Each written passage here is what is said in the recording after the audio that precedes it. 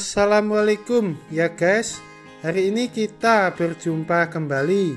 Sebelum mengawali semuanya, saya doakan terlebih dahulu untuk semuanya para sobat-sobat dan para hadirin di seluruh Indonesia dan di negara manapun di dunia ini. Semoga selalu dimuliakanlah oleh Allah, diberikan kemudahan dalam segala hal di dalam hidupnya. Amin. Oke guys, jangan lupa untuk klik subscribe terlebih dahulu, pencet tombol lonceng merahnya ya guys, biar kalian selalu mendapatkan pemberitahuan tentang konten-konten terbaru dari saya. Di sini kita langsung aja ya guys. Saya mulai bahasan tentang penglihatan gaib berdasarkan keilmuan, pengalaman dan penglihatan saya. Penglihatan gaib adalah kemampuan yang diperoleh dari karunia ataupun dari belajar sendiri atau belajar dari seorang guru, sehingga bisa mendapatkan kemampuan anugerah karunia dari Sang Maha Pencipta yang bisa membuka hijab dirinya, membuka tabir dalam dirinya sendiri, sehingga bisa melihat alam-alam gaib dan makhluk-makhluk gaib. Dan ada juga yang diperoleh dengan bantuan dari makhluk gaib jahat atau perewangan, berdasarkan ikatan keilmuan, berdasarkan perjanjian dengan makhluk gaib itu sendiri. Bisa diperoleh lewat seorang guru atau belajar sendiri secara otodidak. Visual penglihatan gaib bisa juga menunjukkan kejadian masa lampau, masa sekarang, atau masa depan. Tergantung kemampuan diri orang itu sendiri di dalam menerima visual penglihatan gaib itu. Dan visual ini juga bisa dimanfaatkan untuk berbagai hal yang sangat banyak sekali. Misalkan untuk menghealing orang sakit, menyembuhkan ya guys, menyembuhkan orang sakit. Jadi dengan bantuan penglihatan gaib bisa tahu titik mana yang sakit di dalam tubuhnya, sehingga mudah sekali untuk dengan tepat menyembuhkan sakit yang diderita.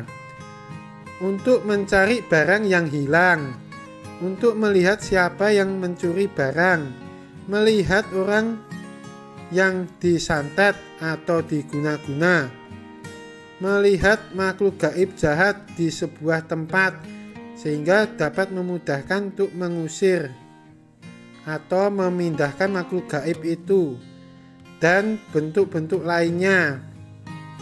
Kemampuan visual penglihatan gaib ini dapat diperoleh melalui latihan-latihan spiritual yang tekun, belajar dari guru yang mata ketiganya terbuka sempurna, atau bisa mendapat wahyu secara langsung anugerah dari Sang Maha Pencipta, atau sejak lahir mendapatkan anugerah karunia yang bisa disebut indigo, atau diikuti oleh leluhur, atau diikuti jin jahat. Biasanya kemampuan visual penglihatan gaib ini sangatlah susah sekali didapatkan, dan harus berhati-hati untuk tidak selalu menggunakannya jika dirasa tidak perlu atau tidak penting, karena setiap saat bisa menimbulkan efek domino dari kemampuan ini, bisa membuat ketergantungan dan membuat diri sendiri jadi gila jika tidak terkendalikan.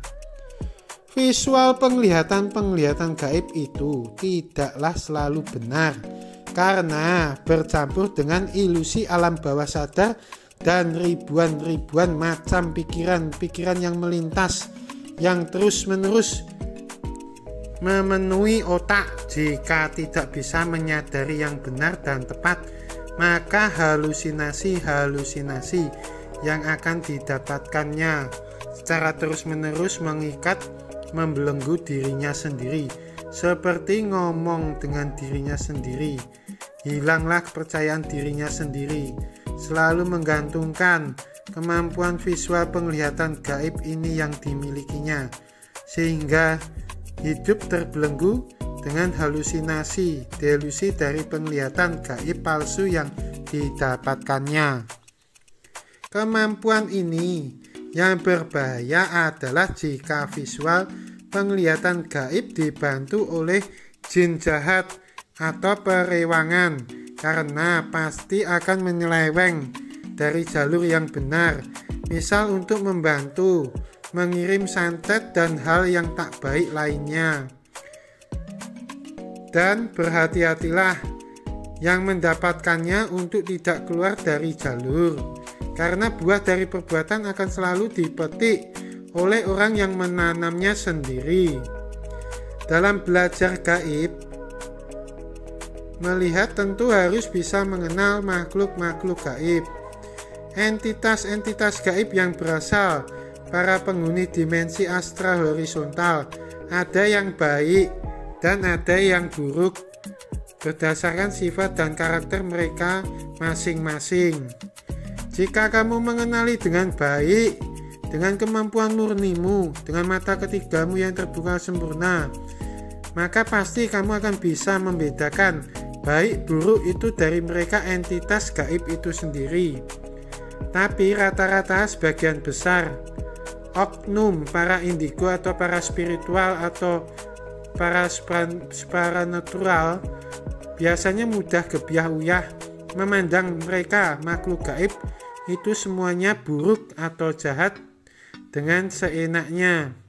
Kadang yang baru belajar bisa sedikit ilmu yang mereka miliki, ilmu yang sudah mereka pelajari, biasanya mereka itu mudah dengan menilai setiap makhluk yang ada di alam semesta ini itu selalu pasti jahat dan selalu pasti mengganggu manusia.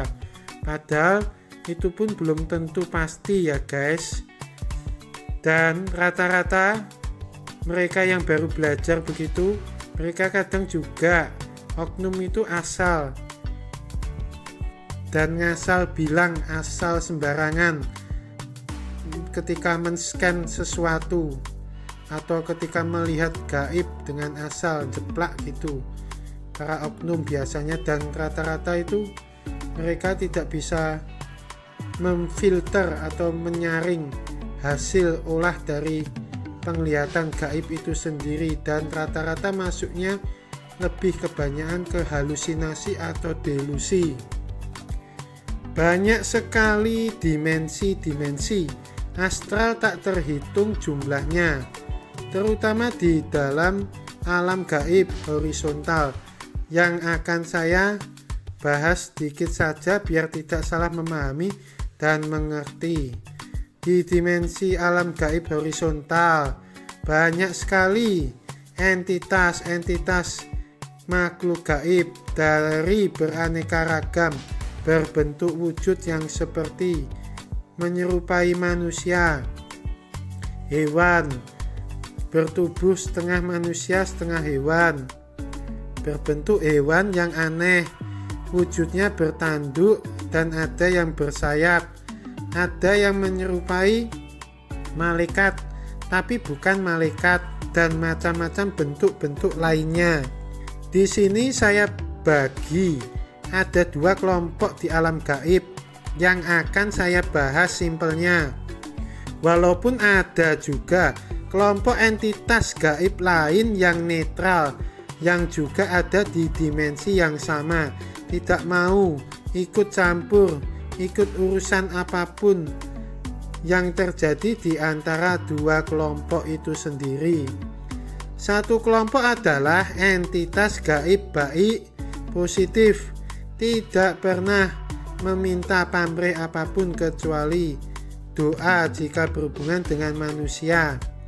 Dan satu kelompok lagi adalah entitas gaib negatif, buruk, negatif yang pasti tentunya meminta imbalan apapun, bahkan kadang bisa nyawa yang diminta mereka, atau pengorbanan lain, bisa dalam bentuk sajen, dalam bentuk kembang menyan atau darah manusia, atau darah binatang, atau daging hewan tertentu, atau macam-macam bentuk lainnya jika berhubungan dengan manusia.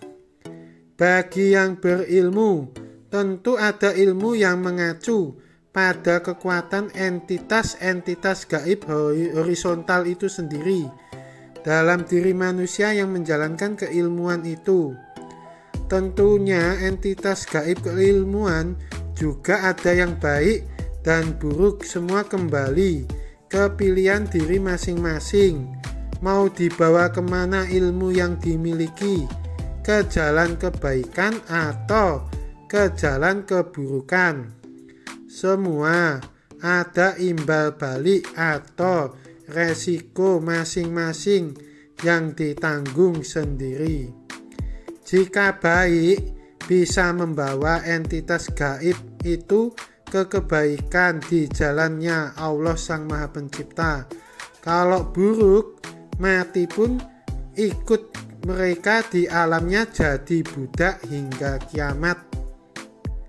Ada sebuah ikatan atau perjanjian tertentu, dan itu mengikat entitas gaib negatif dengan manusia yang melakukan perjanjian ikatan itu sendiri. Tentu semua kembali ke isi perjanjian itu sendiri dan tidak akan bisa dilepaskan siapapun.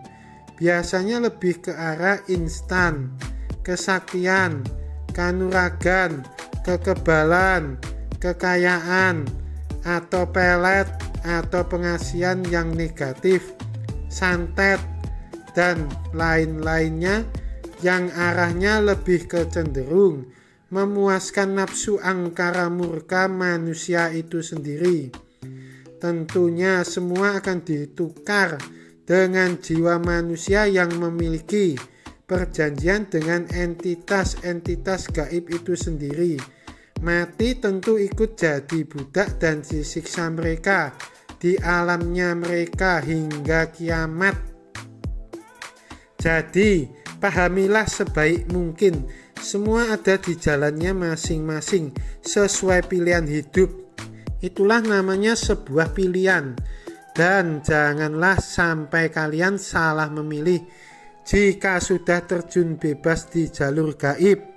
Kalau salah memilih, ya tentu ada konsekuensi tertentu, konsekuensi imbal balik, balas dari pilihan itu sendiri. Pikirlah lebih dan lebih lagi jika memasuki jalur gaib. Salam penglihatan gaib. Demikianlah ya guys, penjelasan semuanya tentang penglihatan gaib. Semoga bermanfaat buat siapapun semuanya saja dalam belajar melihat gaib dalam dirinya. Amin. Dan jangan lupa tonton terus, kasih jempol like dan komennya juga di bawah videonya ya guys. Selalu stay in here di channelnya Mbah Tirto Vlog yang selalu penuh dengan kejutan. Terima kasih. Assalamualaikum warahmatullahi wabarakatuh.